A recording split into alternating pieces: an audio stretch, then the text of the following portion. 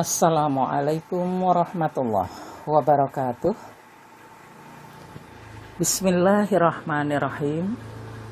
Alhamdulillahilladzi arsala rasulahu bil huda wa dinil haqq liyudhhirahu 'alad dini kullih wa kafa billahi syahida.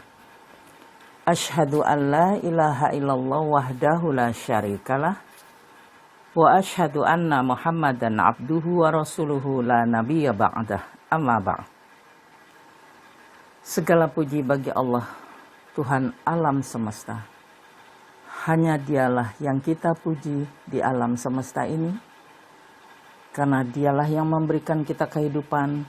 Dialah Allah yang memberikan kita nikmat, dan banyak sekali nikmat yang kita tidak akan sanggup menghitungnya. Dialah Allah Subhanahu wa ta'ala. Salawat dan salam atas junjungan Nabi besar Muhammad sallallahu alaihi wasallam beserta keluarga dan para sahabatnya, insya Allah tentunya kepada kita kaum muslimin dan mukminin yang menjalankan sunnahnya. Saudaraku seiman, kali ini kita akan membahas, insya Allah ya, kita akan membahas surat Al-Hadid, ayat yang ke-22 dan 23. Allah menegaskan, a'udzubillahi minasyaitonir rajim. Ma asaba mim musibatin fil ardi wala fi anfusikum illa fi kitabim min qabli an nabra'aha. Inna dzalika 'alallahi yasir. Di ayat yang ke-22 Allah menegaskan, bencana yang terjadi di bumi atau pada dirimu sendiri telah tertulis dalam ibu kitab, induk kitab sebelum kami melaksanakannya. Sesungguhnya Allah mudah melakukan yang demikian, kata Allah di sini. Jadi segala sesuatu itu yang terjadi seperti sekarang ini itu sudah menjadi rencana Tuhan. Sudah menjadi rencana Allah. Sebagaimana rencana Allah kepada Rasulullah kan? Rasulullah belum lahir. Allah telah menegaskan di dalam kitab Taurat, di dalam kitab Injil, bahwa nanti akan ada Rasul terakhir, namanya Muhammad atau Ahmad. Nah, jadi ini sekarang yang terjadi, yang kita sedang alami ya, di bumi Indonesia, bahkan seluruh bumi Allah, telah terjadi satu wabah yang membuat semua manusia gelisah. Itu semua sudah direncanakan sama Allah sebelum Allah melaksanakan, kata Allah. Jadi enggak ada yang kebetulan, enggak ada sebab, enggak. Ini memang rencana Tuhan sebelum Allah melaksanakan. Nah, sekarang baru dilaksanakan. Ini udah rencana. Nah, sekarang Allah menegaskan, karena rencana Allah enggak ada yang bisa dong menahan. Datangnya tiba-tiba, tidak ada tanda-tanda. Itulah kita kembali, innama amruhu idza arada syai'an ayaqula lahu kun fayakun. Jika Allah menghendaki segala sesuatu terjadi. Kan Allah yang mempunyai dan memiliki alam semesta ini. Nah, kenapa itu sudah direncanakan sama Allah dulu sebelum diciptakan, sebelum dilaksanakan? Allah memberitahu di ayat yang ke-23-nya. Yang artinya yang tadi sambungan ya, tadi 22 sekarang 23. Likaila taksau ala ma fatakum wala tafrahu bima atakum wallahu la yuhibbu kulla mukhtalin fakhur. Di ayat 23-nya Allah menegaskan, kan tadi itu udah rencana Tuhan, sekarang baru dilaksanakan karena nggak ada tanda-tandanya. Di sini dilanjutkan ayat 23, Allah sendiri loh. Allah yang memberitahu, Allah yang menjawab. Kita selalu dituntun oleh Allah dengan firman-Nya. Betapa Allah baik. sangat baik. Ar-Rahman, Allah pemurah, pengasih. Nah, baru setelah Allah menegaskan itu udah direncanakan sebelumnya, sekarang tinggal melaksanakan. Maka ayat 23-nya, kami beritahu yang demikian itu. Supaya apa? Supaya kamu jangan berduka cita karena ada yang lepas. Ya, ada yang lepas dari kamu dan tidak pula bersukaria terhadap apa yang diberikannya kepadamu. Allah tidak menyukai orang-orang yang sombong, yang membanggakan diri. Kenapa? Ini ketetapan Allah. Diterima, terus minta tolong kepada Allah, mohon solusi jalan keluarnya. Jalan keluarnya bagaimana dari wabah dan virus musibah ini? Berdoa kepada Allah. Nah, jadi di sini dengan adanya musibah wabah ini, Allah menegaskan tentunya, ya, karena Allah telah menciptakan sesuatu, tapi sekarang baru dilaksanakan. Karena Allah merencanakan sesuatu, sedangkan rencana Allah kita nggak tahu. Ya, kita nggak pernah tahu rencana Allah. Tapi Allah memberitahu betapa Allah maha segala-galanya. Maka di surat lain Allah menegaskan kembali. Kalau tadi kan itu rencana yang baru dilaksanakan, kamu nggak pernah tahu. Memang nggak pernah tahu, tapi Allah memberitahu. Untuk apa ini? Supaya kamu jangan terlalu susah kalau ada yang lepas. Jangan terlalu senang kalau ada yang kamu dapat. Di saat kita menerima kan senang kalau menerima nikmat. Kalau nikmat itu lepas, kita kan kadang-kadang susah, gelisah. Di ayat lain, di surat lain Allah menegaskan juga.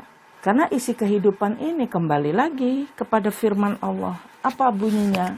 Di surat An-Nahl ayat 53. A'udzubillahi minasyaitonirrajim.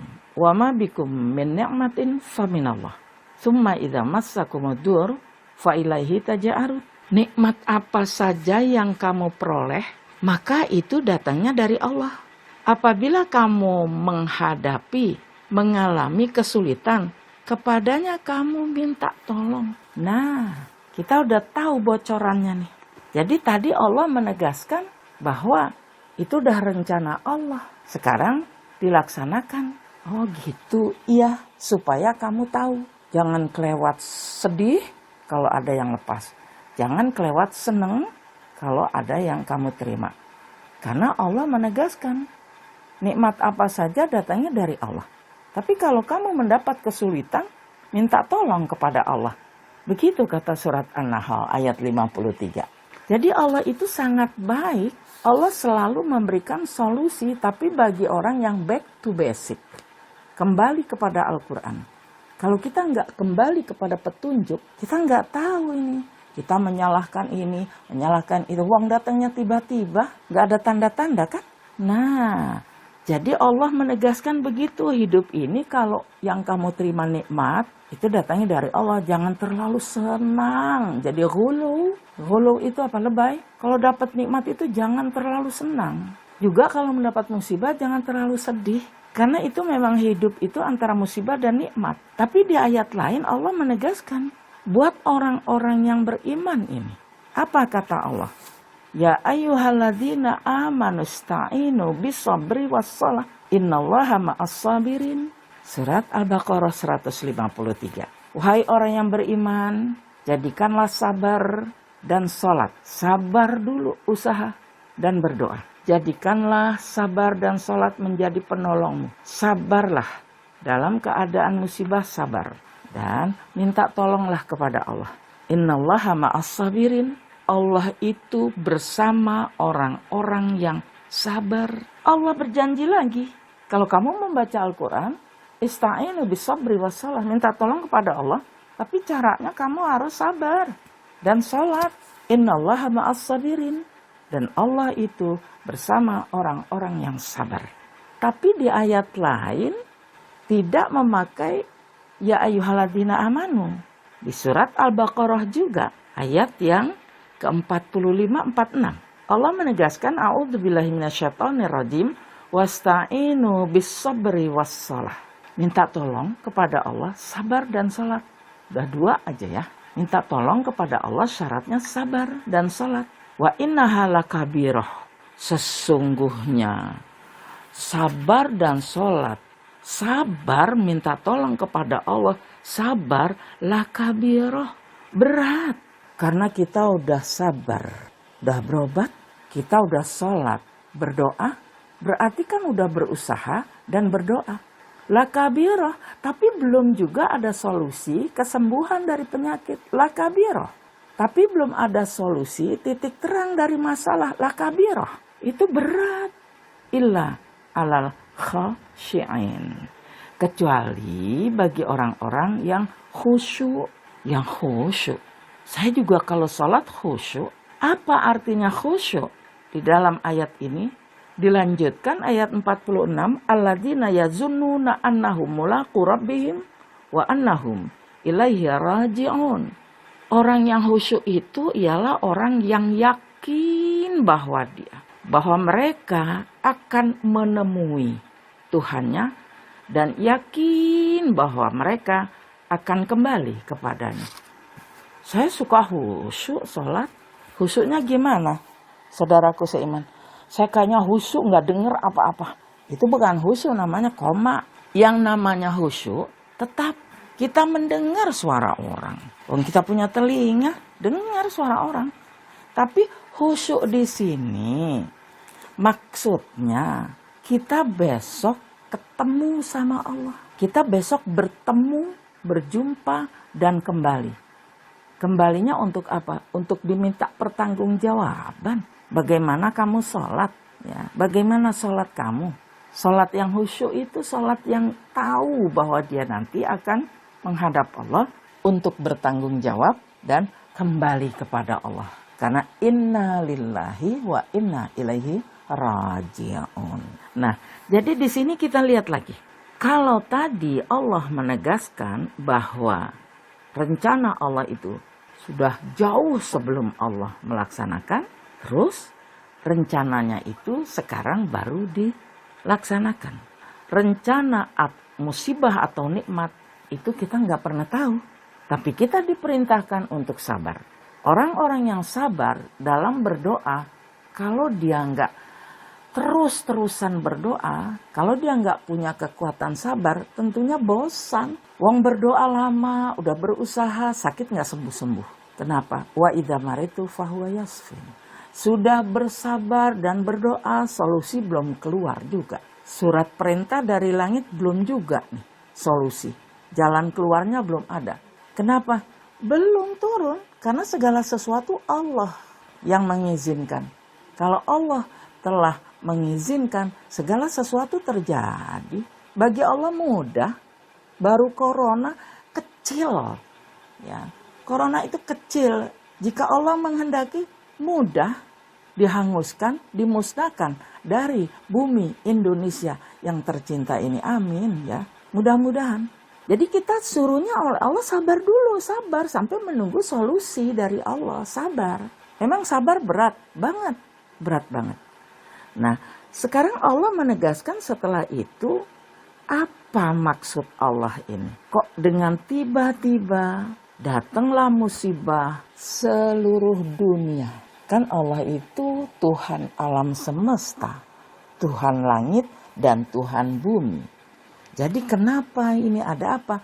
Kembali lagi ke Al-Quran lagi. Tadi kan demikian Allah menegaskan. Tapi menurut surat Fussilat ayat 53, bocoran lagi dari Allah Al-Quran. Fussilat ayat 53, a'udzubillahi minasyaitonirrajim. Sanurihim ayatina fil afaqi wa fi anfusihim hatta yatabayyana lahum annahul haqq. Awalam yakfi bi rabbika annahu ala kulli syai'in syahid. Di ayat 53 surat Fussilat Allah menegaskan, jadi alam semesta ini sekarang kejadian seperti ini, apa sih ya Allah? Kenapa jadi begini ya Allah? Kita kan bertanya, ya Allah tolonglah kami ya Allah, musnahkanlah ya Allah corona dari bumi Indonesia ya Allah. Kami semua gelisah, kami galau, kami keluh kesah, mohon pertolongan Engkau ya Allah secepatnya. Kenapa kejadian begini ya Allah? Jawabannya, ini sebuah jawaban di dalam surat Fussilat. Ada jawabannya, kata Allah, yang artinya, akan kami perlihatkan kepada mereka tanda-tanda kekuasaan kami di segenap penjuru. Segenap penjuru kan sekarang? Seluruh dunia. Akan kami perlihatkan kepada mereka tanda-tanda kekuasaan kami di segenap penjuru dan pada diri mereka sendiri, sehingga jelas bagi mereka bahwa Al-Quran itu adalah benar. Nah, bukankah cukup bahwa Tuhan Engkau menyaksikan segala sesuatu? La ilaha illallah. Sepertinya ayat ini baru turun. Jadi kita baru diberitahu. Ini untuk memperlihatkan tanda-tanda kebesaran Allah. Supaya manusia itu kembali jelas. Kembali kepada Al-Quran. Bahwa Al-Quran itu bukan berita main-main. Al-Quran itu bukan dongeng.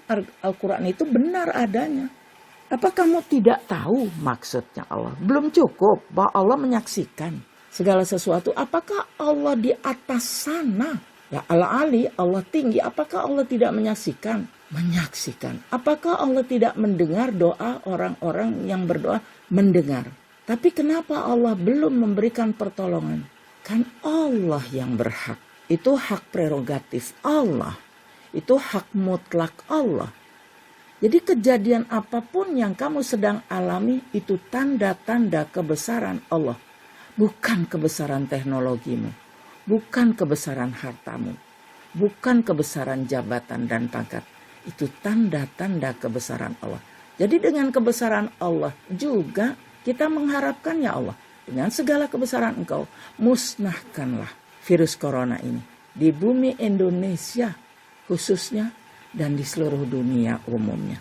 Nah saudaraku seiman, mungkin ini yang dapat saya sampaikan. Dalam kesempatan yang berbahagia ini kita masih diberikan nikmat yang banyak.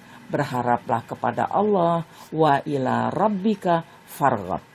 Kepada Allah lah kamu berharap. Kita memang berharapnya hanya kepada Allah. Mudah-mudahan Allah mendengar suara-suara orang-orang yang berdoa. Mudah-mudahan doa kita diijabah.